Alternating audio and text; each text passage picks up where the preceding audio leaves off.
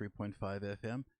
Apologize for a bit of a dead space. This is Alan Appel, and I pressed the wrong key here. But we're back with Jeffrey Alpert, the New Haven Scholarship Fund. Welcome to the studios of WNHH, Jeffrey. Well, thank you very much for inviting me. So the New Haven Scholarship Fund is 60 years old, and you can help give it a birthday present by going to thegreatgive.org and going down to the ends and picking out New Haven Scholarship Fund, correct? That's absolutely correct. It's very easy. Tell us about the organization and tell us about what life was like at Hill House High School in the class of 1964, which I just learned you were part of. No, 1965. 65. So this scholarship fund was founded by a woman named Jean Lovell in 1959. She was a teacher at Hill House High School who realized that there were children that she was teaching that had the ability to be able to go to the next level post high school. They had the intellectual ability, but they didn't have the financial resources. Okay. And so she and her husband raised $400 from her friends, and they put in $400 from themselves, and were able to send 8 kids to Southern Connecticut State University for a year. As times have changed, you can tell, you wouldn't be able to send 8 kids to anywhere for $800. Not even to the corner. No, not even to the corner. So that was its inception, and it's grown significantly since. We now, last year in our award ceremony, we were able to give 245 students from New Haven Public Schools, and they must be residents, over $270,000. And we also gave to continuing scholarships, kids who had already received it for second, third, and fourth years, an extra $60,000. So total, we gave about $250,000 in scholarship. The important thing to note is that every dollar donated goes to kids. We have no overhead. We're a totally volunteer organization. No building, no overhead, no No employees. building, no bills, no electricity bills. No, we operate usually from one of the public schools, and that's where we host our meetings. And we meet separately in committees, but there's only one paid, very part-time secretarial person, or as we like to call her, an administrative assistant. That money is generated from our endowment, and that was given for the most part by a woman named Rhoda Spear, who taught me English at Sheridan, and then also headed up the Gifted and Talented program. And when she passed away, she left her estate to the New Haven Scholarship Fund. Oh, that's so wonderful. Well, it sounds like there are a lot of teachers and former teachers who are involved in the New Haven Scholarship Fund. Is that correct? That's absolutely correct. We have teachers on our board. We have educators at the college level. We have attorneys. We also have people who are administrators in the city. And so we feel as though we've got a very diverse board of directors, and I think that's to our benefit. So are you? Do you find yourself well known in the school system? How do people find out about the scholarship fund? Do teachers refer kids? And what's the process? How would a family who might be listening wonder if their kids qualify? Well, this would only be for kids who are underclassmen, because we've already gone through the interview process of the seniors. And so the guidance counselors get information. We have a website, and that's www.newhavenscholarshipfund.org. So www.newhavenscholarshipfund.org, and all the information that you would need to apply is on there. There's a great video on there that expresses what we do, and some of the kids that we served at one of our award ceremonies talk about how important the scholarship is to their lives. And what in general, what are the parameters? Can you who's the typical kid who's going to receive support from or maybe there's no typical kid who's? Well, let me backtrack for a second. Please. In terms of awareness, I talked to the union stewards of the city of New Haven, New Haven Federation of Teachers, and they allow me to talk about the scholarship fund and its value to New Haven. And I asked everybody to raise your hand if you heard the New Haven Promise, and everybody raised their hand. And then I asked how many people have heard about the New Haven Scholarship Fund. Now, these are the union stewards, and only half of them raised their hands. So we have an issue and a problem that we need to solve, which is we're not a recognized organization in the general public. So that's something that we're dealing with. We've created a web page, we've created a Facebook page, and hopefully moving out into the general population will be more successful in name recognition. Mm-hmm. So you asked me about how, in fact, we pick kids.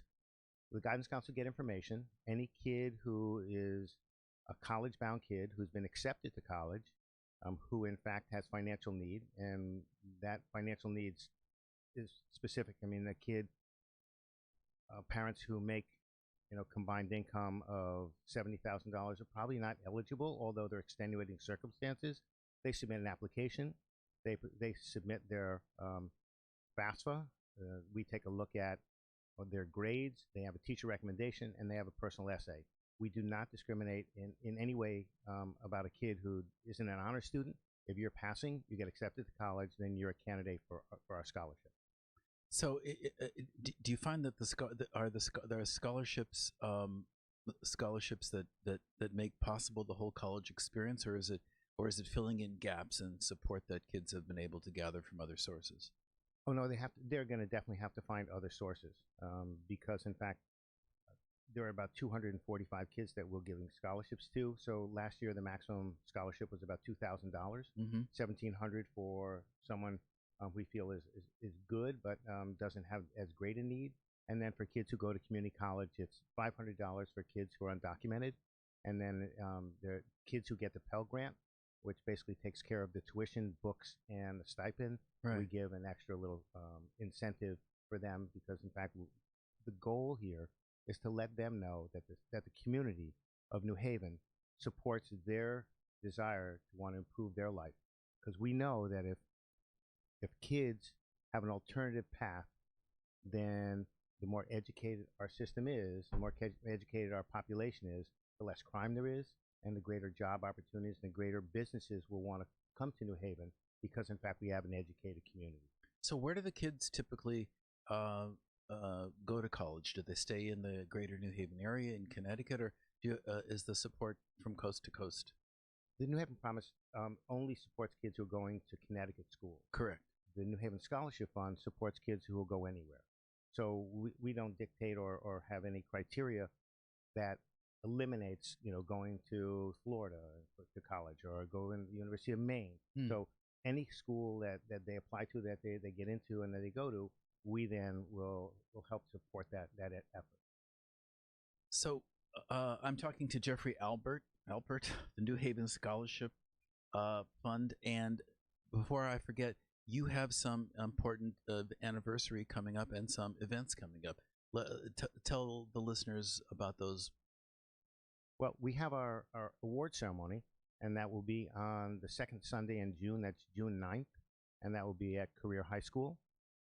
So we're looking forward to that because, in fact, that's one of the high points of the work that we do is to be able to see the faces of the kids who are going to be recipients. And there's a lot of gratitude and there's a lot of thankfulness that comes from these kids because, in fact, they know that this money is supportive of them, and this money is, for some of them, is absolutely essential. The other thing that's coming up is October 3rd of this year is we're having our 60th anniversary, and that will be at the New Haven Lawn Club, and that will be dinner and so if anyone thinks that they would like to come and support us for that, and we certainly welcome you to go on our website, and there's information about how, in fact, to let us know that you would like to come to our award, to our 60th anniversary. So tell us that website again, since you obviously deserve to be better known. Thank you. That's good. I like that. It's www.newhavenscholarshipfund.org. And right now, today, you could go to thegreatgive.org here in the second afternoon, going towards a goal of about $2 million to support all the great nonprofits in the greater New Haven area. So, Jeffrey Alpert, a 60-year-old organization,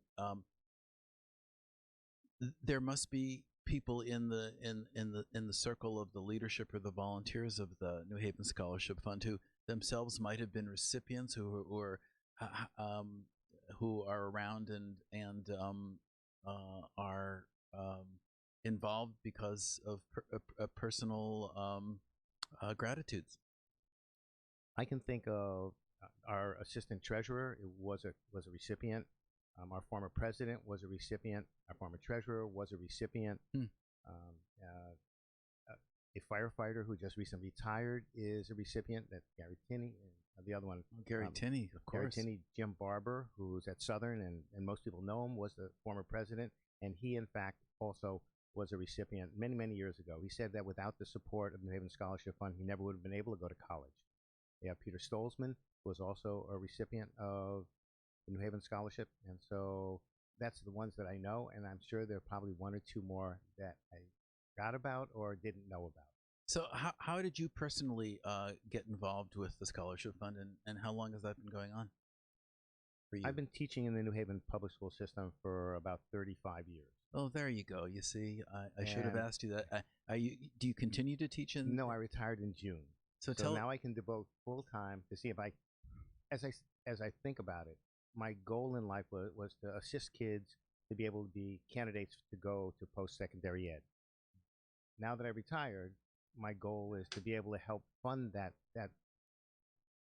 dream of theirs, that hope of theirs. So I've shifted not only from getting them ready to helping them to pay for it. And so it happened about 12 years ago. A gentleman named William Dyson, who many people in the New Haven area know, was teaching at the Sound School part-time, and he asked me if I'd like to come on the board. And I really didn't know much about it. And I've been teaching in the school system for over 20 years and still didn't know about it. So that's how under the radar this organization has been. It is amazing, yes. And we've been covering education here at the New Haven Independent for a dozen years, and I was the education reporter for 2 years. And I really didn't know about it either until, for some reason, I got a mailing. But it is very much under the radar. But continue, so I became part of the organization and really liked the work that we did. And Mr. Barber felt as though at some point in time he'd like to move away from the position of the leadership responsibility. And he and Bill Dyson asked me if I would do it. I was very leery in the beginning, thinking, what skills do I bring to this? But it seems like so far I've been doing a fairly good job, and hopefully, I've been able to move the organization to a place of greater recognition. So is that one of the key goals to get the organization better known? It sounds like. What else is on the list? Do you want to tell us again how many kids annually approximately are beneficiaries? Annually there's about 245 applications this year, and that's from every high school. So there are no high schools in the city of New Haven that are not offered the opportunity for their kids to apply. Right. The other thing is that since our inception, and I'm not sure that I mentioned this, I think I didn't. Since our inception, we've given away about $9 million in scholarships and to over 9,500 kids. So, for the amount of work that we've been doing and for the amount of people who we've assisted, you would think that we would be more well known. But in fact, that's something that we still need to work on, and hopefully, we become as well known as New Haven Promise. Yeah, it's so interesting. So why do you think that came about? Is it that you're under the radar? Is it because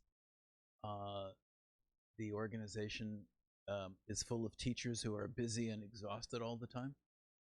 Well, I think that's a good hypothesis. I don't think that's accurate, though. I think it's because people felt as though it wasn't something to brag about. It was something to do. It was something that everybody felt good about, but it wasn't something to shout from the rooftops. The other part of it is that Yale has a lot of money. They have much more money than we do and much more support than we do. They've got paid people. And as I said, we're an all-volunteer organization. So every dollar that ever gets donated to us goes directly to kids. Right, right. So I'm talking with Jeffrey Alpert, the president of the New Haven Scholarship Fund, here on thegreatgive.org the second afternoon. And if you're moved to hear about this organization that's given out $9 million to 9,000 individuals and really changed lives, do go to thegreatgive.org and dial down to the New Haven Scholarship Fund and lend your support. And also come again, Jeffrey, to the award ceremony is where and when? It's going to be New Haven Lawn Club. And not the award. That's not the award ceremony. The award ceremony is at Career High School. At Career High, that's open to the public. It sure is. There'll be almost 1,000 people there because you figure that if we're giving out 245 students, there's equal number of parents or guardians and children who are going to come there. So if you Right. add another almost 500 people, so you're talking 750 people. It gets pretty crowded. If you have someone that you know of who, in fact, is graduating and got the scholarship, I would encourage you to come. It's from 5 o'clock until 6 o'clock, and then there's refreshments thereafter. But it's very rewarding to see these kids and the diversity of kids who are getting these scholarships is something that you could see if you go to the Great Give and go to our page, and you can see a picture of the graduates 2 years ago. A lot of smiling faces.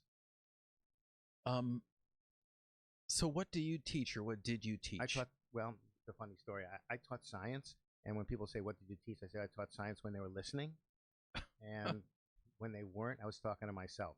I think I did more teaching than I did talking to myself, but gotta say that there were those days. Now, were you at the Sound School or other places? I started out in New Haven at HSC when they were on Dixwell Avenue, and then moved to Nash Street. And the reason I did is because my high school teacher, George Foote, who was one of my favorite teachers at Hill House, he was one of the people who started HSC. And so that was my first year. Then they laid off all first-year teachers, and I went to Maine and learned aquaculture. When I came back, I taught at Notre Dame for 3 years, where I met my wife. Great day that was. And then I came back to Sound School. There was a snow day, and so I went to Jimmy's because I like seafood, and George Foote was there. And he says, I'm starting another school. Would you like to come and see about it?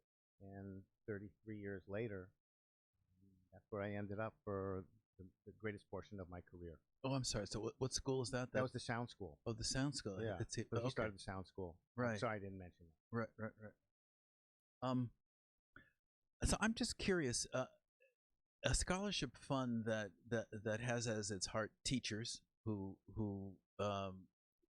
themselves were profoundly affected by teachers when they themselves were students. I mean, that must be. I'm just wondering if those factors are such that the fund picks out kids who might have been overlooked or by other people trying to help out, because you've got a lot of experience collectively about working with kids and maybe seeing talent and potential in individuals that might be passed over by others. Is that one of the? I mean, have I inferred correctly that might be going on here? I think you're pretty close to accurate, because the New Haven Promise takes top tier kids. Okay. With a specific criteria, and we take a lot of the kids who don't fall under that. And one of the things that Gene Lovell talked about was that grades and tests don't measure someone's ability to work hard for themselves, to be motivated. And one of the things that we look for are kids that are motivated. So a kid who may not be going to Yale, or a kid who may not go Ivy League and wants to go to Southern, or wants to go to University of New Haven or University of Vermont, something one step under that are kids that we service primarily. Well, Jeffrey Alpert, I'd be remiss, especially since you're a teacher, although you're not an English teacher, but have you brought something to entertain us with? Well, I would hope that it entertains you, and that's my goal. It's a poem that I wrote about my mother. And my mother experienced Alzheimer's, and this is in the later phases of that.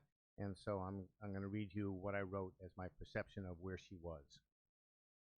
Is it day, or is it night? I think it's morning, but you say it's night. Somehow I can't believe you're right. What day is it? Did I miss a few? It was oh so simple when I actually knew. I know your voice and the plans we make, but this has got to be a large mistake. My life's so different in so many ways. Now the nights have become my days. I really try to weather the storm. I know your love has kept me safe from harm. But it's not the same up here alone, so far from anything that I call home. My clear thoughts have begun to fade as my nights have become my days. My gosh, that's very moving. Thank you very much, Jeffrey, and thank you for coming and telling us about the New Haven Scholarship Fund, celebrating 60 years, one of the under the radar treasures here in New Haven. So please go to thegreatgive.org and dial up New Haven Scholarship Fund. And Jeffrey, before we wrap it up, tell us those dates again for the award ceremony at Career and for the fundraiser at the Lawn Club. The award ceremony will be on June 9th at Career High School at 5 o'clock. And then our 60th anniversary is going to be at the New Haven Lawn Club, and that's on October 3rd. So if you'd like to come and help celebrate with us for serving New Haven for 60 years, we warmly encourage you to come and visit. Well, thank you, and Jeffrey, and thank you for all your years of teaching around New Haven and at the Sound School. When I was a kid growing up in Los Angeles, I was very positively affected by teachers that I had. And for some reason, the American Can Company was issuing posters. And if you wrote to the Can Company, God knows why they were doing posters of famous individuals, they would send you a poster. And I chose a poster that had Aldous Huxley, the English novelist. I guess I was reading some of his books in high school at the time. And it had something to do, I forget what the image was, but the quotation from Huxley under the image was, and I hope I get this right, a teacher affects eternity. You never know where his influence stops.